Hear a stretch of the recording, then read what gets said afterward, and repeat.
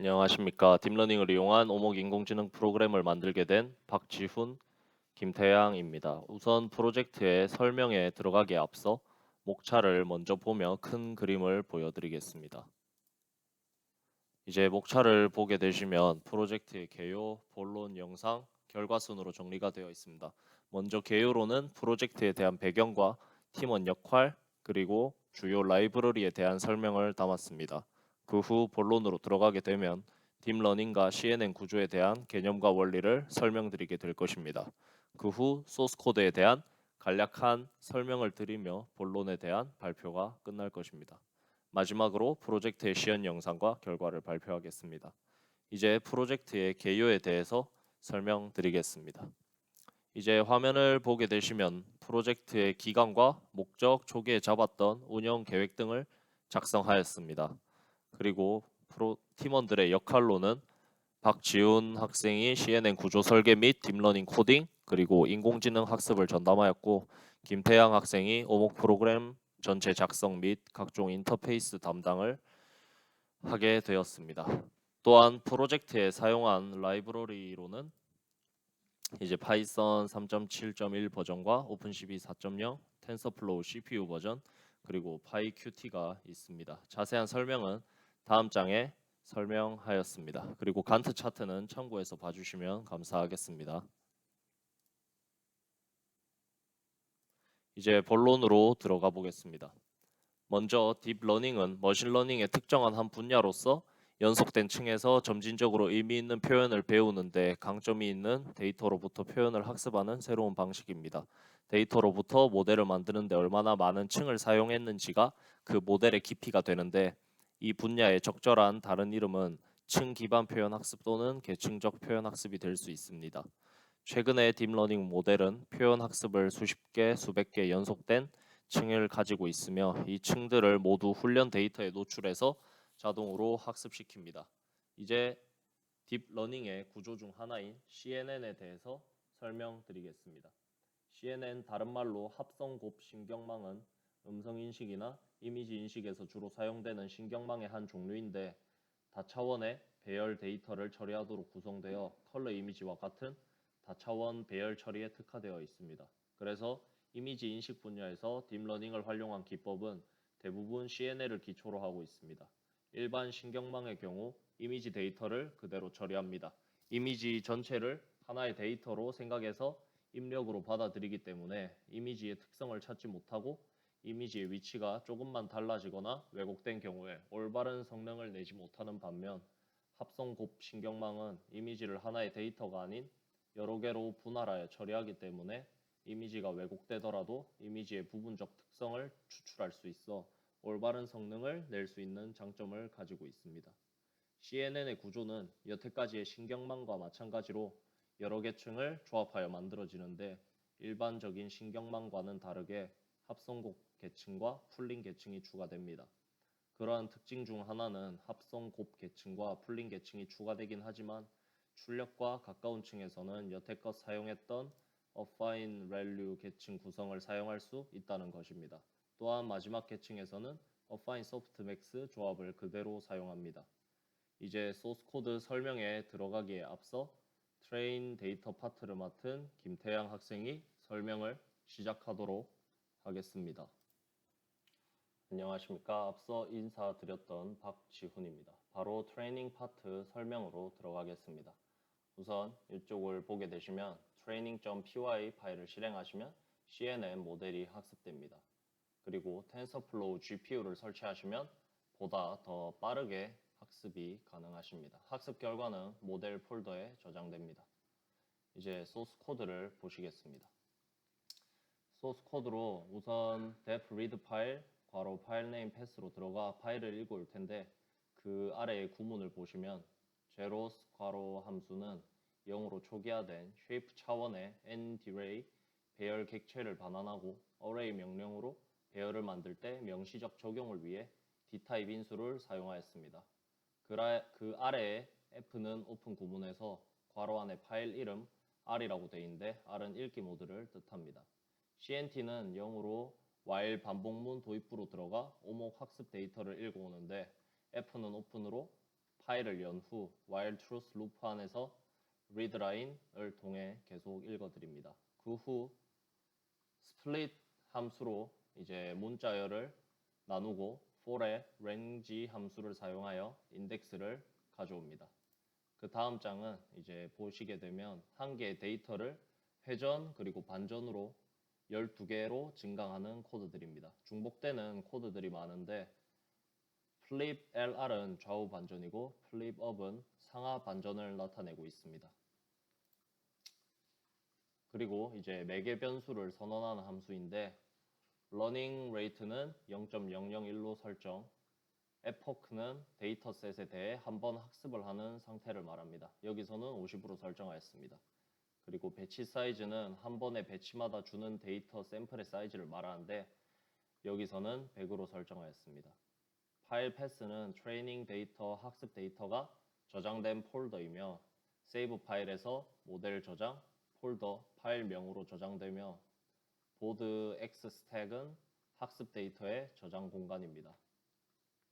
그 아래로 입력될 이미지와 각각의 출력 클래스에 해당하는 노드를 생성하여 노는 어떤 배치 크기라도 가능하다는 것을 의미합니다. 보통 논 옆은 MNIST 이미지를 한 줄로 펼친 크기이지만 저희는 보드 사이즈 곱하기 보드 사이즈로 지정하였고 reshape를 통해 텐서플로우가 잘못된 텐서 구조에 따른 오류를 만드는 것을 방지하였습니다. 이제 신경망을 모델을 구성하게 되었는데요. 신경망 모델을 구성한 부분은 이제 지금 보시는 것과 같이 작성하였는데 이제 64개의 필터를 가진 7 곱하기 7 크기의 레볼루션 계층을 정의하고 있습니다. 필터를 슬라이딩 할 때 한 칸씩 슬라이딩을 수행하도록 되어 있으며 각각 대괄호 안에 왼쪽부터 너비, 높이, 입력 채널, 그리고 출력 채널을 의미하고 있습니다. 그 아래에 이제 L1 요 부분은 크기 4인 1차원 리스트 0.3, 0과 3은 반드시 1, 일반적으로 1과 2는 같은 값을 사용하고 있습니다. same 또는 valid 패딩을 추가하는 공식이 있는데 same은 출력 크기를 입력과 같이 유지하며 3 곱하기 3 곱하기 1 필터를 32개로 만드는 것이며 이것을 코드로 표현하면 3, 3, 이제 3, 32가 됩니다. 그 뒤로 흑백 학습 데이터를 생성하게 되는데 학습 시에는 어느 턴이던 자기의 돌은 1, 상대의 돌은 0.5로 표현하게 하였습니다.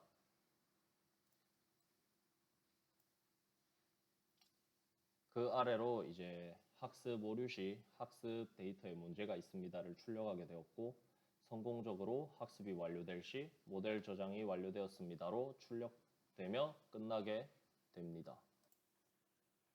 이제 AI play.py 파일을 실행했을 때에 대해서 말씀드리겠습니다. 이 파일을 실행하게 되면 이제 학습된 인공지능과 대결할 수 있습니다. 사용자가 흑돌, 인공지능이 백돌이고 대전 과정과 결과는 result 폴더에 저장됩니다.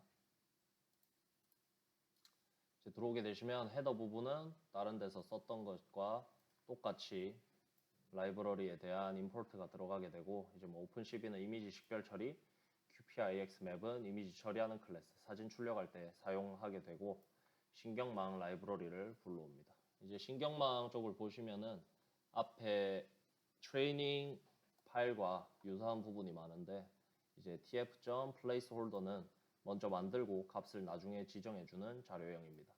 그리고 이 구문 같은 경우도 아까와 같이 64개의 필터를 가진 7 곱하기 7 크기의 레볼루션 계층을 정의하고 있으며 필터를 슬라이딩 할 때 한 칸씩 슬라이딩을 수행합니다. 이 구문도 앞과 마찬가지로 32개의 필터를 가진 3 곱하기 3 크기의 레볼루션 계층을 정의하고 있습니다. 이제 tf.variable이 나오게 되는데 조건에 따라 값을 바꿔야 하는 경우 사용하는 자료형이고 L9는 tf. 이 부분도 텐서의 보드 구조를 변형하고 있습니다. 그리고 이 구문 같은 경우에는 안녕하십니까, 김태양입니다. 소스 코드에 대해서 설명드리겠습니다. 저희가 작성한 트레인 데이터 PY를 실행하면 유저 간의 1대1 대전을 할 수 있습니다. 대전 결과는 트레이닝 데이터에 기록되며 데이터 텍스트 파일, 결과 이미지 파일로 저장됩니다. 기록된 대전 결과는 AI 학습 데이터로 사용됩니다. 먼저 헤더 부분은 보시는 바와 같이 구성되어 있습니다. 오픈CV, 넘파이, 그리고 기본적인 OS들을 위한 헤더. 그리고 PyQt 사용자는 PyQt는 사용자 인터페이스 UI 화면을 구성하는 핵심 요소에 대한 클래스를 이용했습니다. 첫 줄을 보시면 QPX 맵, 이미지를 처리하는 클래스, 사진을 출력할 때 사용됩니다. 아래입니다. 클래스 구문을 보겠습니다. Q 위젯의 역할 창을 띄우는 역할을 합니다. 그리고 밑에는 바둑판 크기. 다음 구문입니다. time.gm 타임입니다. 날짜 시간 처리하기. 그리고 문서 파일, 이미지 파일을 보여줍니다. 아래 두 번째 OS 패치 조인, 경로를 병합하여 새 경로를 생성합니다. 그리고 cb2. imread, 오픈CV를 활용한 파이썬으로 이미지를 읽는다. 그런 구문이고요. cb2. 컬러 함수, 색상 모드를 변경하고 지금 파일을 RBG 사진으로 변환합니다. 이 구문을 할 때 조금 많이 다른 걸 참고했고요. 많이 어려웠습니다. 다음 코드입니다. set window title입니다. 창의 제목으로 설정했습니다. 제목 표시줄에 제목이 표시되게 합니다. 네, 셀프 무브입니다. X100, Y100 좌표에서 화면 위치로 위젯을 이동합니다.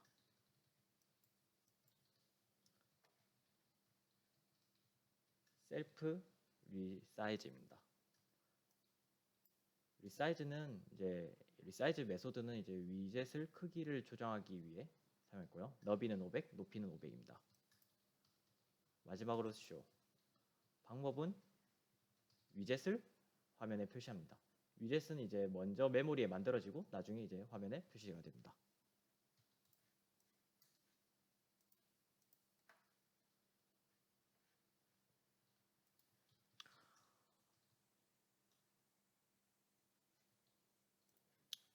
네, self.bold.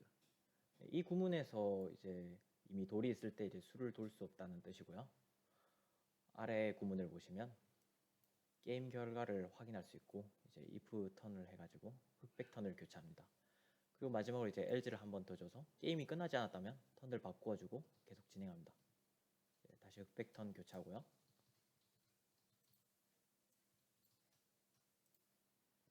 네, 이 구문을 보시면 폴문을 쉽게 작성하기 위해 렌즈 함수를 이용했고요. 메모리 사용해도 효율적이라는 말이 들어가지고 이 함수를 이용했습니다. 가로 5줄, 세로 5줄, 대각 5줄, 네, 이렇게 반대로도 5줄. 오목이니까요. 네, 다음으로 넘어가겠습니다. 이 구문들이 이 소스 코드의 마지막입니다. 앱, Q 어플리케이션, 앱이라는 변수를 어플리케이션의 클래스를 상속받는 친구라고 선언합니다. 그리고 여기 마지막으로 프로그램을 이벤트 루프로 진입시키는 메서드입니다. 그럼 물론 쓰기 모드로 진입시키고요. 네, 다음으로 대전 결과는 트레이닝 데이터 폴더에 기록되고 텍스트 파일과 이미지 파일로 저장됩니다. 기록된 대전 결과는 학습 데이터로 사용되고 보시는 바와 같이 이렇게 저장이 됩니다. 네, 이상으로 마치겠습니다. 이제 앞에 설명을 하다가 반디캠 무료 버전이라 10분이라서 잘리게 되었는데 다시 설명드리겠습니다.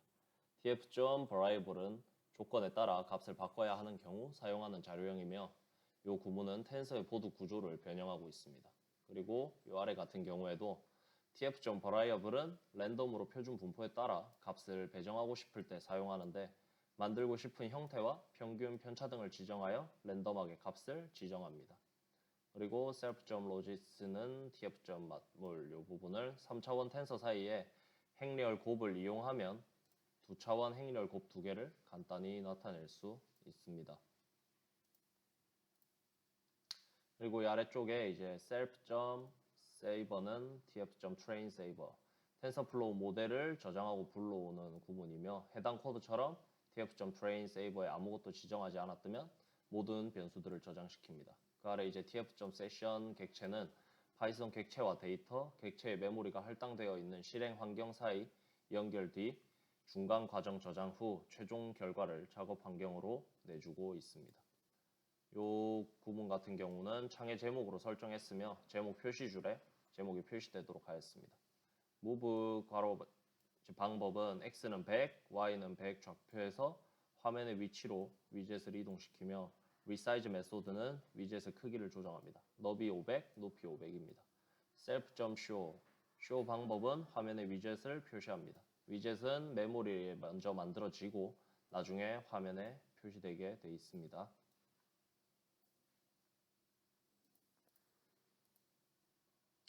이 부분 같은 경우도 이제 앞에 train.data에서 김태양 학생이 발표했던 것과 반복되는 부분인데 if self.board stem x-1, y-1 요거는 이미 돌이 있을 때 수를 둘 수 없도록 막아놨고요.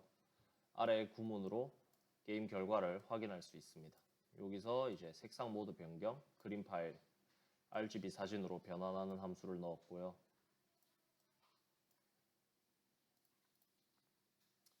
이제 이 부분이 흑돌이 사람이 흑돌을 가지고 게임을 플레이할 때 나오는 함수들이고 그 사진 파일들이랑 이런 것들이 들어 있습니다.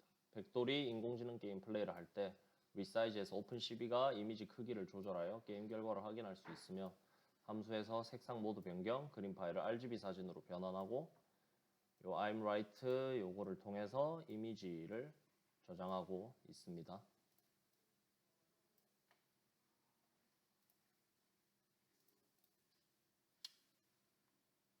이제 여기도 앞에랑 똑같이 인공지능이 판단한 최적의 위치가 만약 둘 수 없는 곳이면 다시 계산하게 되어 있고 여기서 이제 화면에 출력하도록 되어 있습니다. 인공지능은 항상 이 값 그리고 사람은 1값으로 표현하고 있으며 앞 트레인 데이터 파일에서 했던 것과 똑같이 반복되고 있으므로 설명을 생략하도록 하겠습니다.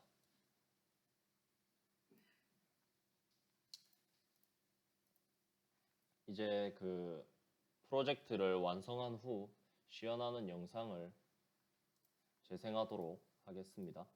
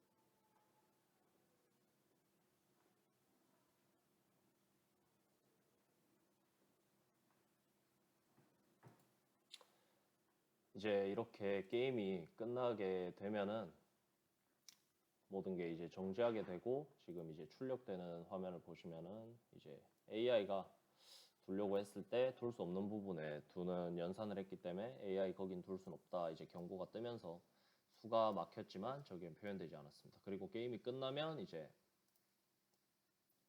게임이 끝났습니다. 축하합니다. 당신이 승리하였습니다가 출력되면서 끝나도록 프로그래밍 되었습니다.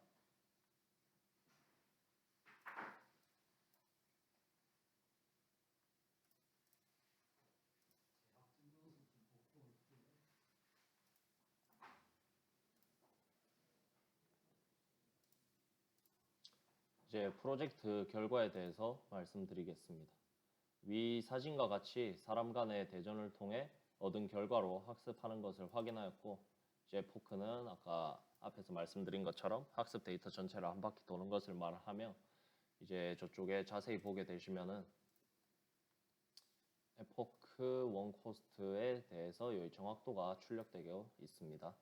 그리고 이제 요거는 게임을 실행할 때가 아니라 게임이 끝나고 리절트 폴더에 들어가 보면 요 흑돌의 차례가 끝난 후 100의 차례가 되면은 인공지능이 스스로 연산하여 이렇게 밝은 부분이 자기가 둘 수 있는 최적의 수라 계산하여 지금 연산을 하고 있는 그림이 저장되고 있습니다.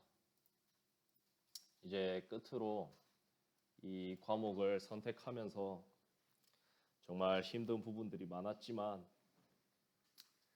그 정민포 교수님과 이한성 교수님 등 훌륭한 교수님들이 많이 도움을 주신 덕분에 이 프로젝트를 끝낼 수 있었고, 이 한 학기 동안 이 인공지능이라는 분야를 함에 있어서 정말 보람차고 새로운 분야를 알아가면서 기뻤던 학습이었던 것 같습니다. 시청해 주셔서 감사합니다.